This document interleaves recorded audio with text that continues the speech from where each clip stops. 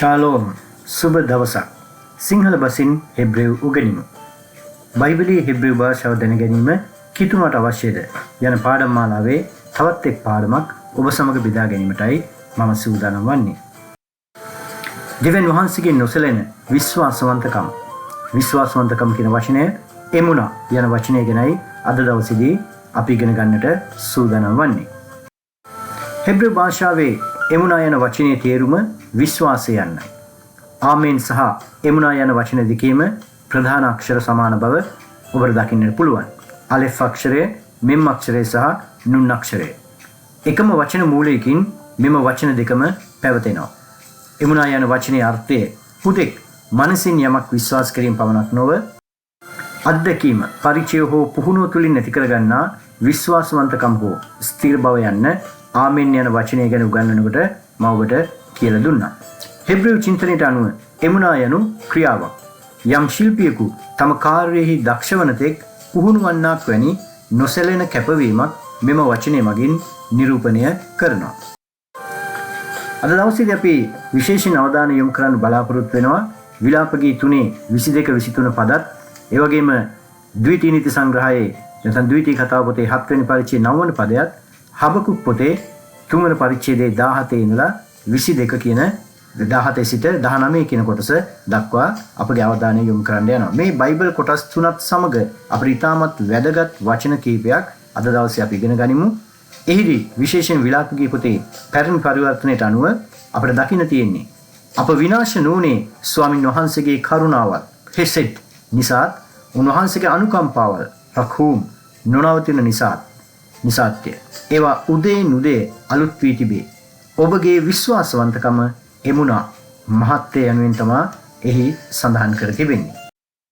එහි නව පරිවර්තන හැටියට අපිට දකින්න පුළුවන් සමිඳුන්ගේ තිරපෙම කෙසෙත් කිසි කලක පහන් නොවන්නේය. එතුමන්ගේ දයාව රඛූම් කෙලවර නොවන්නේය. ඒවා උදේ නුදේ අලුත් වී තිබේ. ඔබේ විශ්වාසවන්තකම එමුනා ඉමහත්ය යනුවෙන් තමයි එහි දකින්නට තිබෙන්නේ. මෙම විලාප ගීය ලියන සමය වන විට යෙරුසලම ගිනිබත් වී තිබුණු බවක් අපට දකින්නට පුළුවන්. එවැනි මහා විනාශයක් මැද වුවද ලේඛකයා දෙවියන් වහන්සේගේ විශ්වාසවන්තකම එමුනා දකින්නේ තවමත් Taman ජීවතුන් අතර සිටීමම දෙවියන් වහන්සේගේ කරුණාවක් කෙසෙත් ලෙස සලකන බැවින්. පැරණි පරිවර්තනවල කෙසෙත් යන්න කරුණාව ලෙසත්, අලුත් පරිවර්තනවල තිරපෙම ලෙසත් සඳහන් වෙනවා. මීට පෙර අධ්‍යයනවලදී මෙම වචනය ගැන මම කියා දුන්න ඔබට මතක ඇති.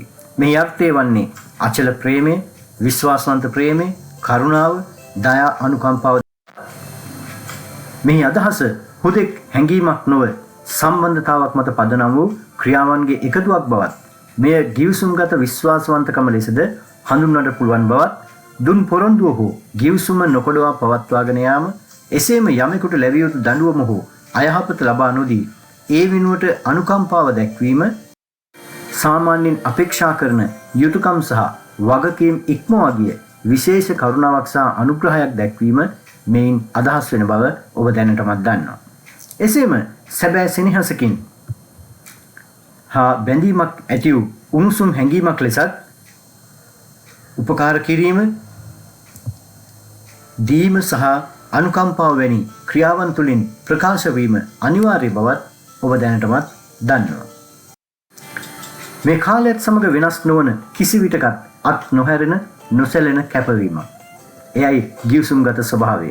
යෙසායා 54:10 අපිට දකින්න තියෙන එකයි. භෞතික ලෝකයේ ඇති කඳු පහව ගියත් සියල්ල වෙනස් වුවත් උන්වහන්සේ ගිවිසුම බෙරිත් හෝ දෙවිඳුන්ගේ තිරපෙම කෙසෙත් වෙනස් නොවන බව යෙසායා දිවසරයා එලෙස පවසන් යන්නේ නිසයි. දයාව රඛූම් එහි බහුවචනය අපිට දකින්න පුළුවන් රඛාමීම්. මෙය දෙවියන් වහන්සේගේ ගුණාංගයක් හැඳින්වීමට පමණක් බයිබලයේ භාවිතා කර තිබෙනවා. මේ රඛූම් කියන වචනේ නිර්මාණය වෙලා තියෙන්නේ රඛේම් නැත්නම් මව් කුස කියන අර්ථයේ තියෙන වචනෙන් කියන එක මම කලින් කියලා දීලා තියෙනවා. මේ අදහස් කරන්නේ දෙවියන් වහන්සේගේ අනුකම්පාව යනු මවක් තම කුස තුල සිටින දරුවාට දක්වන ආකාරයේ ඊතා සමීප ආරක්ෂාකාරී හා ස්වභාවික බැඳීමක්. එසේම රඛාමීම් යන වචنين අදහස් වන්නේ මැනිය නොහැකි අති මහත් වූ අනුකම්පාව යන්නයි. මෙසේ උන්වහන්සේගේ කරුණාව හෙසෙත් සහ දයානුකම්පාව රක්හූම් යන මෙම වචනය තුළ මෙම විලාප ගී පොතේ 3 වෙනි පරිච්ඡේදයේ 22 23 පදවල එය අත්වැල් බැඳගෙන සිටින ආකාරයක් අපිට දකින්නට පුළුවන්.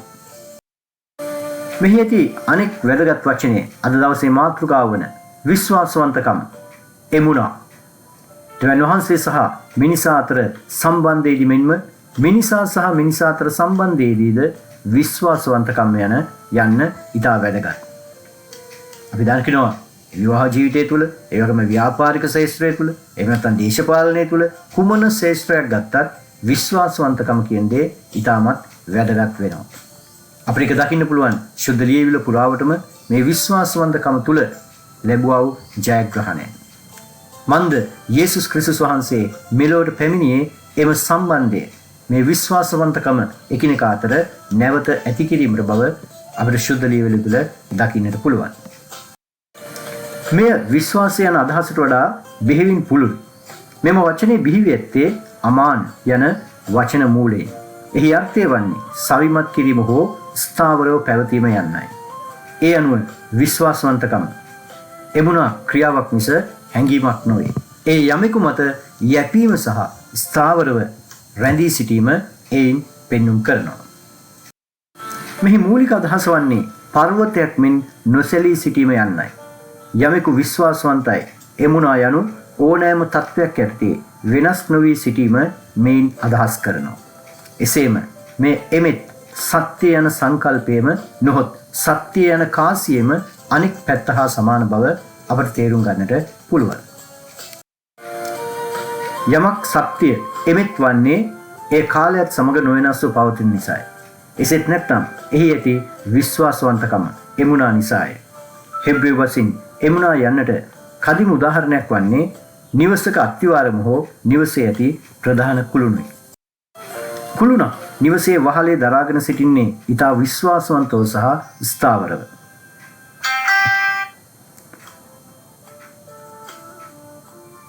ඒවා තම වගකීම් අත් නොහරින බවත් ඒ විශ්වාසවන්තකම එමුණා යනු එවැනි දරා සිටීමක් බවත් අපට දකින්නට පුළුවන්. කුමන ප්‍රශ්නාවත් පොරොන්දුව ඉටු කරනු ලබනවා. සම්බන්ධතාවය නොකඩවා පවත්වාගෙන යාම වෙනුවෙන් විශාල කැපවීමක් සිදු කරනු ලබනවා. වචනය සහ ක්‍රියාව අතර පරතරයක් මෙහි දකින්නට අපට ලැබෙන්නේ නැහැ. මන්ද අද බොහෝ දෙනාගේ විශ්වාසවන්තකම වචනයට පමණක් සීමා වූවක්. ඒ ක්‍රියාවෙන් අපට දකින්නට ලැබෙන්නේ නැහැ. මන්ද විශ්වාසවන්තකම එමුණා දෙවියන් වහන්සේගේ ස්වභාවය සහ උන්වහන්සේ තම සෙනග සමග පවත්වන ගිවිසුම්ගත සම්බන්ධතාවයේ විදහා දක්වන ප්‍රධාන සංකල්පයක්. ශුද්ධ බයිබලයේ පුරාම දෙවියන් වහන්සේව හඳුන්වන්නේ විශ්වාසවන්ත එමුණා දෙවි කෙනෙකු ලෙසයි. මේ උන්වහන්සේගේ සදාකාලික නොවෙනස් වන සුළුභාවයේ සමග බැඳී පවතින.